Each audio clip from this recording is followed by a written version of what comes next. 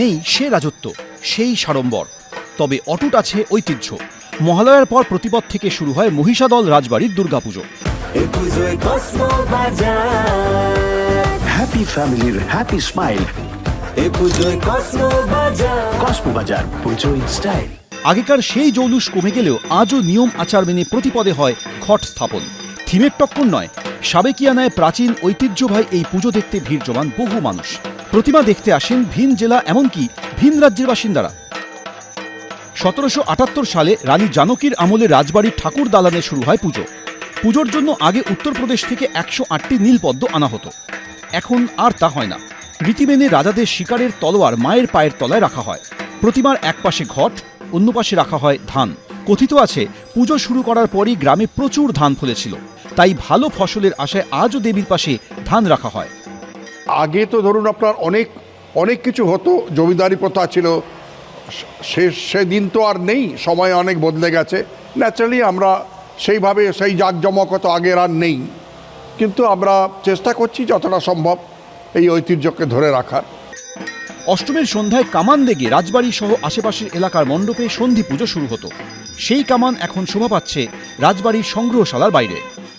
আগে অনেক রকম আরও বিস্তারিত ব্যাপার ছিল, যেমন আমাদের সন্ধি পুজোর শুরুতে কামান ফাটানো হতো, শেষেও কামান ফাটানো হতো। এখন সময়ের সঙ্গে সঙ্গে জৌলুস কিছুটা কমে এসে, কিন্তু আধুনিকভাবে আমরা এখনও পুজোর রীতিনীতি আমরা একভাবে এখনও পুজো করে আসছি। রাজ আমলের পুজোয় পর্দার আড়ালে থেকে সবকিছু দেখতে হতো পরিবারের মহিলাদের। এখন সেই আড়াল উঠে গিয়ে সকলের সঙ্গে আনন্দ ভাগ করে দেন রাজবাড়ির মহিলারা।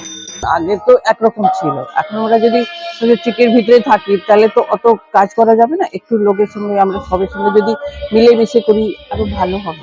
আগে ছিল এটা রীতি রিবাজ ছিল আমাদের, সেই যে আগে যে একটা আড়ালে থাকা বা কিছু মানুষের সঙ্গে না মেশা, কিন্তু এখন এতটাই ওতপ্রোতভাবে আমাদের সঙ্গে জড়িত, অনুষ্ঠান সব কিছুতে আমাদের ডাকে সাড়া দেওয়া, আমরা সত্যিই ওনাদের কাছে আমরা মানে চিরকৃতজ্ঞ। আর আমরা ভাবতেই পারিনি যে ওনারা আমাদের পাশে এভাবে থাকবেন।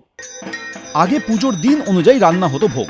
ষষ্ঠীতে 6 মণ, সপ্তমীতে 7 মণ, অষ্টমীতে 8 মণ, নবমীতে 9 মণ চালের ভোগ তৈরি করে বিতরণ করা হতো।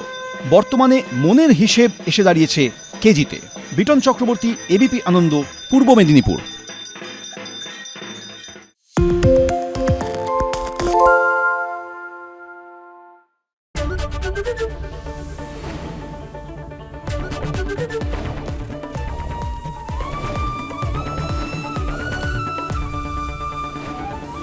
এবিপি আনন্দ, এগিয়ে থাকে, এগিয়ে রাখে।